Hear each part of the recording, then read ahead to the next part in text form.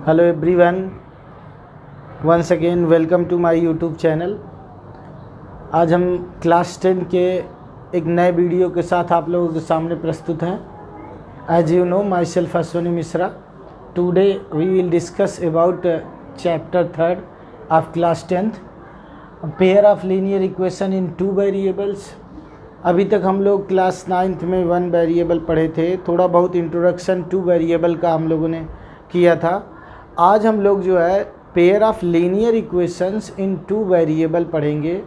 सबसे पहले तो हम लोग डेफिनीशन को देखेंगे। जैसा कि डेफिनीशन है कि equation of the form ax plus B Y plus C is equal to 0, A B C are the real numbers and A B does not equal to 0। A और बी दोनों 0 के बराबर इसलिए नहीं होंगे। अगर ए 0 हो गया तो 0x हो जाएगा, तो फिर बी वाई प्लस सी, यानी कि तब ये 2 वेरिएबल के बजाय 1 वेरिएबल हो जाएगा। कोई एक भी 0 हो गया तो ये 1 वेरिएबल हो जाएगा। इसलिए we can not put the value A equal to 0 and B equal to 0। A और बी हम लोग 0 नहीं कर सकते हैं। तो ये तो डेफिनीशन है। एग्जाम्पल के लिए जैसे कोई एक एग्जाम्पल लेते हैं, 3x minus 4y plus 2 is equal to 0। तो यहाँ a इज इक्वल टू 3 है, b equal to -4, c equal to 2। All are the real numbers, ये सभी रियल नंबर्स हैं। और वो किस फॉर्म में है? ax plus B Y plus C is equal to 0। So it is linear equation in 2 variable हो गए। x और y 2 वेरिएबल हो गए, इसके variable in x and y। तो अकॉर्डिंग टू डेफिनेशन हम लोग सल्यूशन इसका निकाल सकते हैं। ये अगर ax B Y plus C is equal to 0, ये इक्वेशन है। अब इसके बाद है सल्यूशन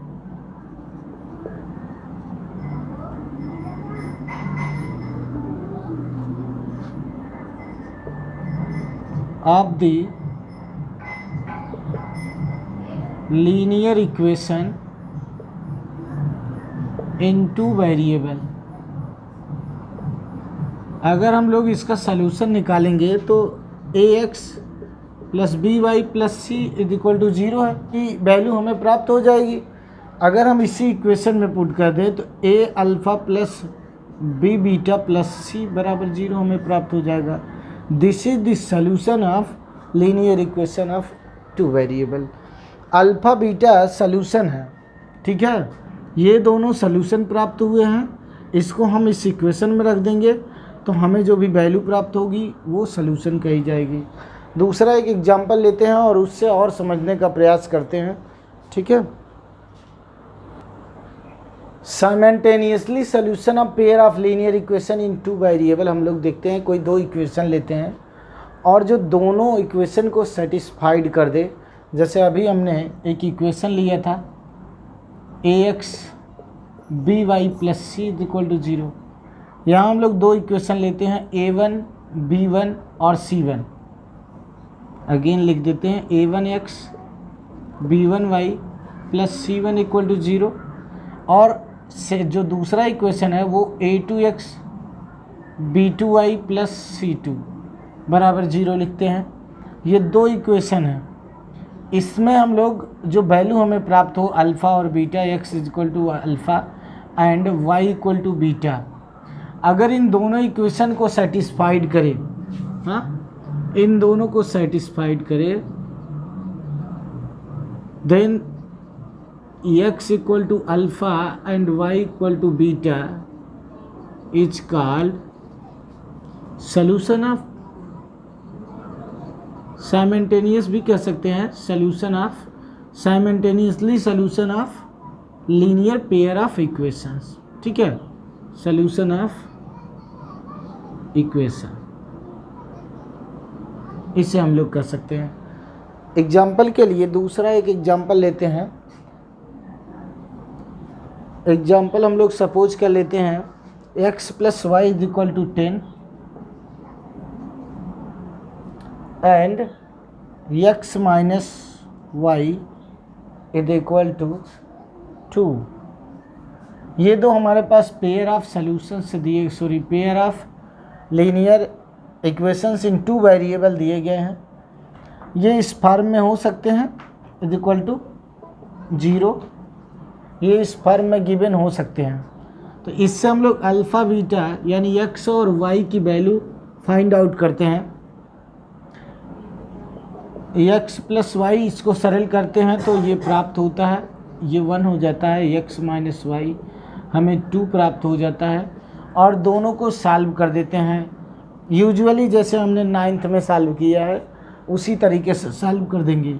इक्वेशन को जोड़ सकते हैं, घटा सकते हैं, कुछ भी एक्स्ट्रा मल्टीप्लाई कर सकते हैं, डिवाइड भी कर सकते हैं। आप अपनी सुविधा के अकॉर्डिंग जैसा भी एक वैल्यू हमें एलिमिनेट करना है, जिस प्रकार से भी कर सकें उसे कर सकते हैं। ठीक, तो यहाँ तो हमें कोई ज़रूरत नहीं, एक प्लस है एक माइनस है, दोनों जोड़ देंगे। ठीक है, ऐड करते हैं। हाँ, ये हमें प्राप्त हो जाता है 2x, इधर भी ऐड हो जाएगा 12, x इक्वल टू 12/2, x 6 आ गया। This is the solution of pair of linear equation in two variables. ये जो सॉल्यूशन है x बराबर 6 है, ये दोनों में सेटिस्फाइड होगा। अच्छा, दूसरी वैल्यू भी निकाल देते हैं, y किसी एक में पुट कर देते हैं। पुटिंग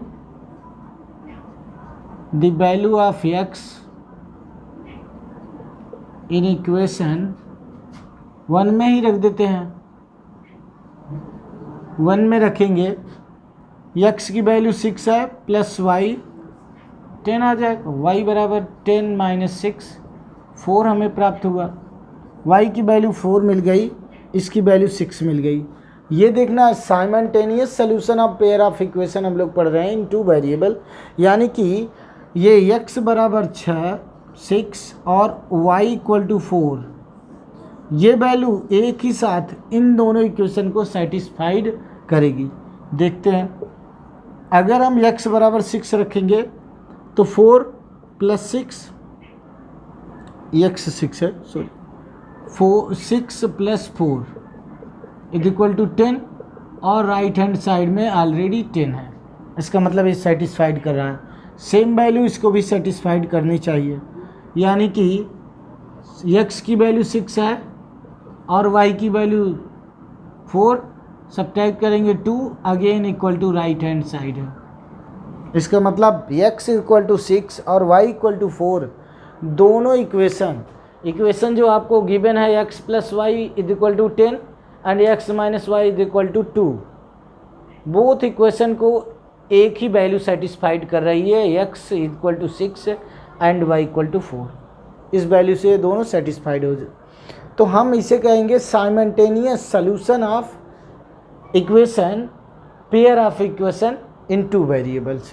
जो पेयर ऑफ इक्वेशन दिए गए हैं दोनों का सॉल्यूशन ये कहा जाएगा। I think it is clear. और भी दूसरे टॉपिक को देखते हैं और एग्जाम्पल लेकर के क्लियर करते हैं। ये एक टॉपिक और है, consistent and inconsistent system of linear equations. तो कंसिस्टेंट जो सॉल्यूशन होते हैं, कंसिस्टेंट, इसका मतलब है कि जो लीनियर पेयर इक्वेशन दिए गए हैं कंसिस्टेंट तभी होंगे, this is consistent when it has, मतलब दोनों जो इक्वेशन है, ठीक है, it has at least one solution, कम से कम एक सॉल्यूशन होना चाहिए। कहने का मतलब दो इक्वेशन दिए गए हों, अननोन इक्वेशन x और y वेरिएबल के साथ, और उसके कम से कम एक सॉल्यूशन प्राप्त होते हों, एटलीस्ट वन सॉल्यूशन, तो कंसिस्टेंट कहलाएगा। और इनकंसिस्टेंट कहलाएगा, इनकंसिस्टेंट तब कहलाएगा when it has no solution at all. कोई भी सोल्यूशन इसके पास अगर नहीं है तो फिर हम कह सकते हैं कि this is inconsistent system of linear equation. This is, अगर कोई सोल्यूशन नहीं है, हमारे पास दो पेयर ऑफ इक्वेशन हो और कोई भी सोल्यूशन प्राप्त ना होता तो वो कहा जाएगा inconsistent pair of linear equation. I hope it is also clear. Both, अगर दो इक्वेशन दिए गए हैं और कोई एक यूनिक सोल्यूशन प्राप्त होता है, कम से कम at least one solution, may be possibility है 2, 3 और इनफाइनाइट सोल्यूशंस मिल सकते हैं, तो that is called consistent system of linear pair equations. Whereas inconsistent system of linear pair equation if it has no solution at all, जब कोई भी solution प्राप्त नहीं होगा। ठीक है, तो इस प्रकार से जैसे कुछ क्वेश्चन हम लोग लेते हैं और ग्राफ उसका जो है प्लाट करते हैं, ग्राफिकली हम लोग जो है फाइंड आउट करेंगे कि कैसे सॉल्यूशन हम लोग 1 है, 2 है, फाइनाइट, इनफाइनाइट कितने होंगे, ये ग्राफिकली देख। पहला जो टाइप है graphically method to solving linear pair of, मतलब लीनियर पेयर ऑफ इक्वेशन को हम कई मेथड से सॉल्व कर सकते हैं। जैसे पहला मेथड है ग्राफिकल मेथड, इसके बाद एलिमिनेशन, हाँ, इसके बाद जो है क्रॉस मल्टीप्लिकेशन मेथड है, इस साल सिलेबस में हम लोगों को नहीं पढ़ना है। ठीक, एक हमारे पास जो है सब्लिमेशन और एलिमिनेशन, और फिर इसके बाद लास्ट जो हमारा है क्रॉस मल्टीप्लिकेशन। क्रॉस मल्टीप्लिकेशन को इस बार टॉपिक से हटा दिया गया है, 30% जो सिलेबस रिड्यूस किया गया उसके अकॉर्डिंग। तो सबसे पहले हम लोग ग्राफिकल मेथड से पढ़ते हैं, इसको भी यहीं देख लेंगे हम लोग। ये फर्स्ट मेथड है, सेकंड है सब्स्टिट्यूशन, थर्ड आपका एलिमिनेशन, और जो फोर्थ है क्रॉस मल्टीप्लिकेशन। तो क्रॉस मल्टीप्लिकेशन को इस बार सिलेबस से हटाया गया है। फिलहाल मैं वीडियो जो है आप लोगों को इसका भी दूंगा, ठीक है, लेकिन ये तीनों जो है सिलेबस में लिए गए हैं, तो 1 बाय 1 करके हम बता रहे हैं। फर्स्ट जो आपका है वो ग्राफिकल मेथड है, तो ग्राफिकल मेथड को हम डिस्क्राइब कर रहे हैं कैसे जो है बाई ग्राफिकली हम लोग जानेंगे कि किसके कितने सॉल्यूशन होंगे। ठीक है, चलिए तो उसको जानते हैं।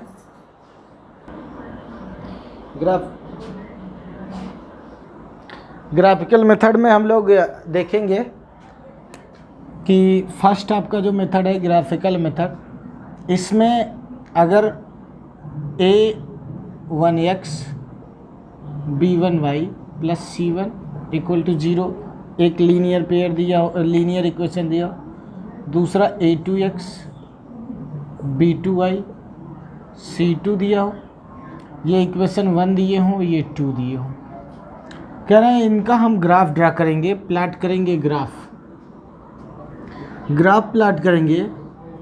और अगर ये ग्राफ मान लीजिए फर्स्ट की L1 ये ग्राफ है और सेकंड का ये L2 ग्राफ है, अगर ये दोनों किसी एक बिंदु पर इंटरसेक्ट करते हैं तो ये पॉइंट जो होगा एक्स वाई और अल्फ़ा बीटा, ये होंगे पहली चीज़ तो solution of linear pair equation होंगे, ये सॉल्यूशन होंगे। और दूसरी चीज़ यूनिक सॉल्यूशन होगा। ये कैसा होगा? यूनिक सॉल्यूशन, केवल एक बिंदु पर इंटरसेक्ट कर रहा है तो यूनिक सॉल्यूशन होगा, मतलब एक अद्वितीय हल होगा। ठीक है, इसमें एक अद्वितीय हल प्राप्त होगा। कब? जब both linear pair equation intersect at only one point, जब वो केवल एक बिंदु पर इंटरसेक्ट करेंगे तो उस कंडीशन में हमें एक यूनिक सॉल्यूशन प्राप्त होता है। ठीक, और कभी कभी हो क्या जाता है कि जो ग्राफ है ये ग्राफ दूसरे तरीके से चेंज हो जाता है। ये इस ग्राफ को जो है L1 और L2 जो है हुए हैं, ये L1 और L2 एक ही लाइन पे कोइंसिडेंट हो जाते हैं। जैसे L1 मान लीजिए यही लाइन हो, ठीक, मतलब ये इस इक्वेशन का ग्राफ दिया गया है L1, और दूसरी कंडीशन में ये उसी पे, कहने का मतलब L2 भी इसी पे आ जाए, L2 भी इसी पे हो जाए, ठीक, यानी कि दोनों लाइनें एक पर ही हो जाए, तब हम लोग क्या कह सकते हैं, कोइंसाइड हो गए हैं, ठीक। इन्हें कहा जाएगा कोइंसाइड, ठीक है। ये कोइंसाइड हो गए हैं यानी कि एक दूसरे पर ही आ गए हैं, ठीक। ये क्या हो गए हैं, कोइंसाइड हो गए हैं, ये कोइंसाइड हो गए, यानी कि L1 पर ही L2 मिल गया, तो इसमें कितने सलूशन होंगे, मोर देन वन सलूशन होंगे, एक से अधिक होंगे ना, एक से अधिक सलूशन होंगे भाई, हर एक बिंदु पर है, और एक से अधिक का मतलब है इनफाइनाइटली मेनी सलूशंस, यहाँ कोई पॉइंट नहीं, हर एक बिंदु पर है, जहाँ भी देखो PXY P अल्फ़ा बीटा है, हर एक जगह P अल्फ़ा बीटा, मतलब solution of pair of equation प्राप्त हो रहे हैं, तो हम कहेंगे इनफाइनाइटली मेनी सलूशन। मतलब हमें जो है इनफाइनाइट सलूशन प्राप्त होंगे जब दोनों लाइनें कोइंसाइड हो जाएंगी, जब ग्राफ जो है दोनों लाइनों का एक हो जाएगा, उस कंडीशन में इनफाइनाइटली मेनी सलूशन प्राप्त होंगे। और एक कंडीशन जो लास्ट थर्ड कंडीशन है, तीसरी कंडीशन जो हम लोगों को प्राप्त होती है ग्राफ से, वो इस प्रकार की है कि दोनों लाइनों का जो ग्राफ होगा वो इस प्रकार से भी हो सकता है, पैरेलल हो सकता है, that means they do not intersect at anywhere, वो कहीं भी L1 हम ले लेते हैं और ये L2 ले लेते हैं, वो कहीं भी इंटरसेक्ट नहीं करेंगी, और जब कहीं भी इंटरसेक्ट नहीं करेंगी तो इट हैज़ नो सल्यूशन, तो इसमें जो है कोई भी सल्यूशन केस थर्ड में नहीं प्राप्त होता है, हाँ, यानी कि वो इनकंसिस्टेंट होता है, ठीक है। There is no solution, no solution, इस कंडीशन में कोई सल्यूशन नहीं मिलता है जब ये लाइनें पैरेलल हो जाती हैं, ठीक है। When L1 parallel to when L1 parallel to L2, जब L1 L2 के parallel, there is no solution, that means inconsistent, ये इनकंसिस्टेंट होते हैं, क्लियर, यानी कि मतलब सिस्टम ऑफ इनकंसिस्टेंट कह सकते हैं। कंसिस्टेंट कम से कम एक सलूशन होना चाहिए, तो कौन कौन सा कंसिस्टेंट हुआ, फर्स्ट कंडीशन और सेकंड कंडीशन कंसिस्टेंट में हुई, पहले वाले में केवल और केवल एक हल हुआ था, ठीक, और दूसरे वाले में मेनी सलूशंस हुए थे, तो दोनों कहा गया था कि कम से कम एक सलूशन होना चाहिए, तो एक सलूशन उसमें था कम से कम, फर्स्ट वाले केस में भी सेकंड वाले केस में भी, जबकि थर्ड वाले में कोई सलूशन नहीं है, there is no solution at all since it is a inconsistent system, clear. तो ये हो गए हमारे ग्राफिकल मेथड के आधार पर कैसे हम लोग सलूशन बताएंगे कि कितने सलूशन होंगे, और उन सलूशन को जो है हम बता सकते हैं, जैसे जहाँ इंटरसेक्ट करेगा वही पॉइंट सलूशन हो जाएगा। अब हम लोग एक्सरसाइज 3.1 को देखेंगे। एक्सरसाइज 3.1 में केवल हम लोगों को इक्वेशंस बनाने हैं अकॉर्डिंग टू NCERT क्वेश्चन हम लेते हैं, उसमें केवल और केवल क्वेश्चन को बनाना है। जो क्वेश्चन आपका है एक्सरसाइज 3.1 जो है NCERT के क्वेश्चन हम लोग जो है सॉल्व कर लेते हैं।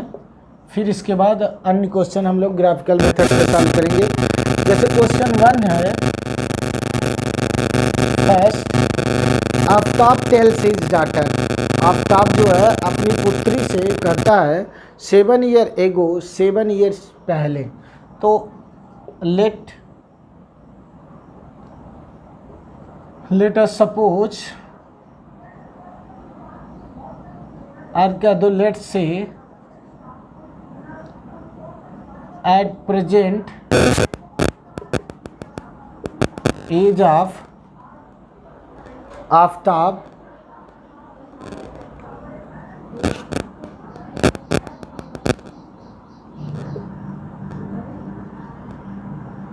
is X and his daughter's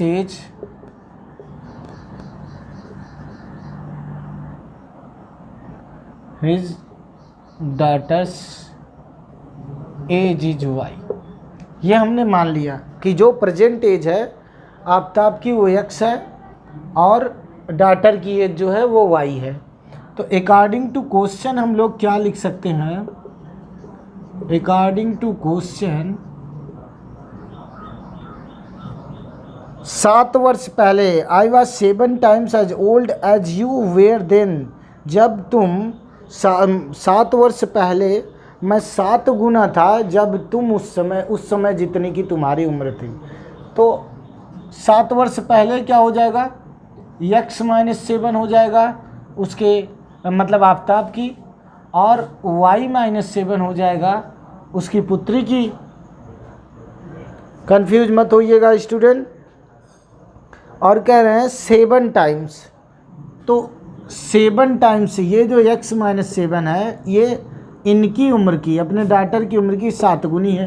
तो ये कर देंगे तो बराबर हो जाएगा इक्वेशन, और बराबर कर देंगे तो x - 7 = 7y - 49, और इसको सरल करेंगे तो x - 7y और -7 + 49 = 0। x - 7y प्लस सब्ट्रैक्ट करेंगे 42 = 0। जनरली ये फर्स्ट इक्वेशन आ गया आपका। First linear pair equation, linear pair हमें इक्वेशंस प्राप्त करने हैं। फर्स्ट इक्वेशन ये बना। दूसरा हम लोग देखते हैं, फिर से एक बार समझाएंगे। 7 वर्ष पहले आफ्ताब की उम्र x - 7 और उसकी पुत्री की उम्र y - 7। कह रहे हैं ये मैं आफ्ताब 7 वर्ष 7 गुना अपनी पुत्री यानी कि तुम्हारी उम्र से अधिक हूँ, तो ये 7 गुना कर देंगे तो इसके बराबर। ये सॉल्व किए, एक इक्वेशन मिला। और दूसरा इक्वेशन इसी के अकॉर्डिंग हम लोग सॉल्व कर लेते हैं जो दिया गया है। दूसरा गिवन है, कह रहे आल्सो 3 ईयर्स फ्रॉम नाउ, अब से 3 ईयर्स, अब से मतलब x है तो अब से x + 3 हो जाएगा, और कह रहे हैं तो y + 3 हो जाएगी उसकी पुत्री की उम्र। From now I shall be 3 times as old as you will be, अब से 3 वर्ष बाद मैं तुमसे 3 वर्ष बड़ा हो जाऊंगा जितनी की तुम रहोगी।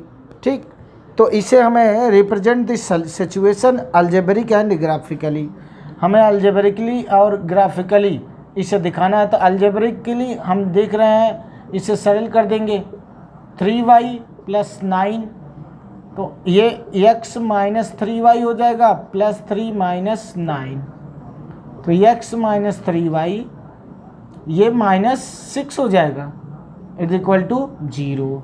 ये इक्वेशन सेकंड हो गया। और जो इक्वेशन फर्स्ट था वो हम लोगों ने प्राप्त किया था अभी अकॉर्डिंग टू क्वेश्चन, ये इक्वेशन सेकंड हुआ। फर्स्ट मिला था x - 6y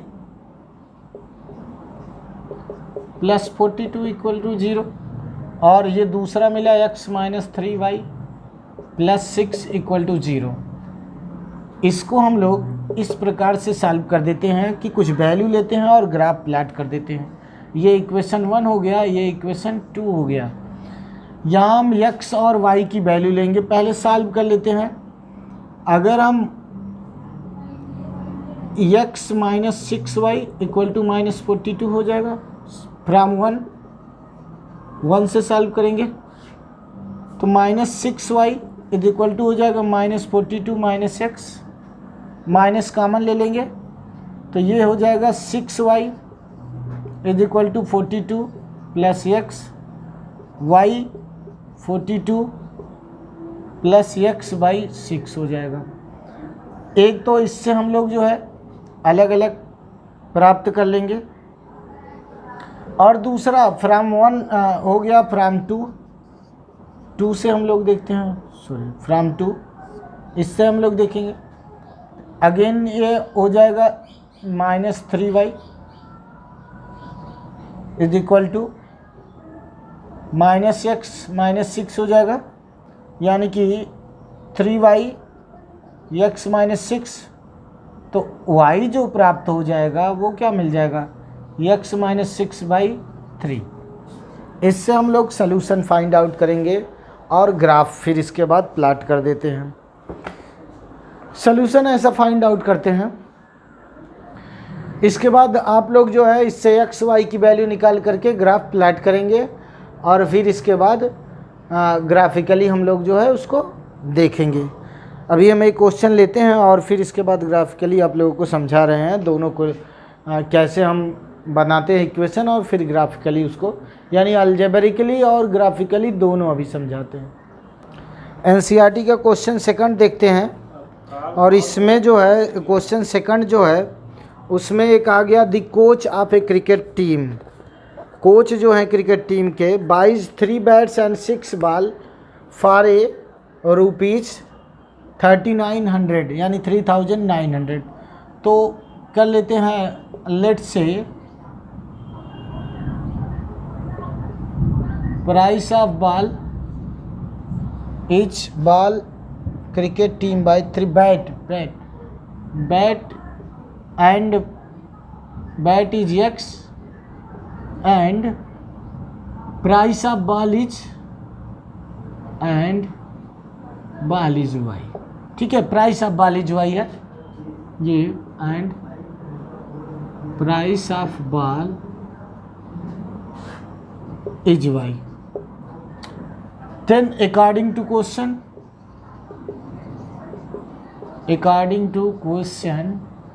हम ये कह सकते हैं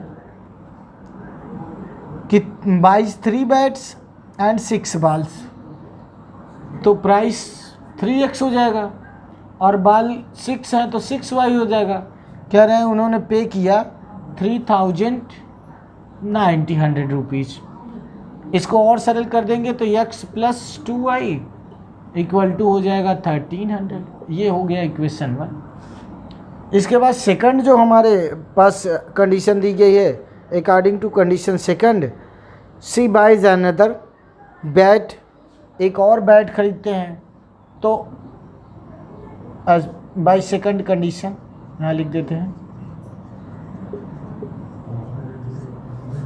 एक बैट खरीदेंगे यानी 1 इंटू एक्स हो जाएगा, प्लस 3 मोर बॉल्स 3y हो जाएगा, इज इक्वल टू रुपीज़ उन्होंने पे किया 1300, तो x plus 3y is equal to 1300। ये हो गया इक्वेशन सेकंड। ये हो गए अलजेब्रिकली हो गया, इसको हमने अलजेब्रिकली बता दिया। अब ग्राफिकली आप लोगों को समझा रहे हैं कैसे ग्राफिकली इसका जो है ग्राफ यानी ड्रा किया जाएगा, उसको हम लोग देखेंगे। इक्वेशन को हम लोग नोट कर लेते हैं यहाँ ऊपर, x प्लस 2y एंड ये 1 हो गया, x प्लस 3y ये सेकंड हो गया। इससे हम लोग अगर सॉल्व करेंगे जो वैल्यू आएगी हमारी वो सब्ट्रैक्ट कर देंगे, माइनस x कैंसिल हो जाएगा, यानी कि minus y is equal to 0, y 0 हम लोगों को प्राप्त हो जाएगा। ये प्लस ये माइनस और ये दोनों जो है घट करके 0 हो जाएंगे। ऐसे x की वैल्यू निकालनी है।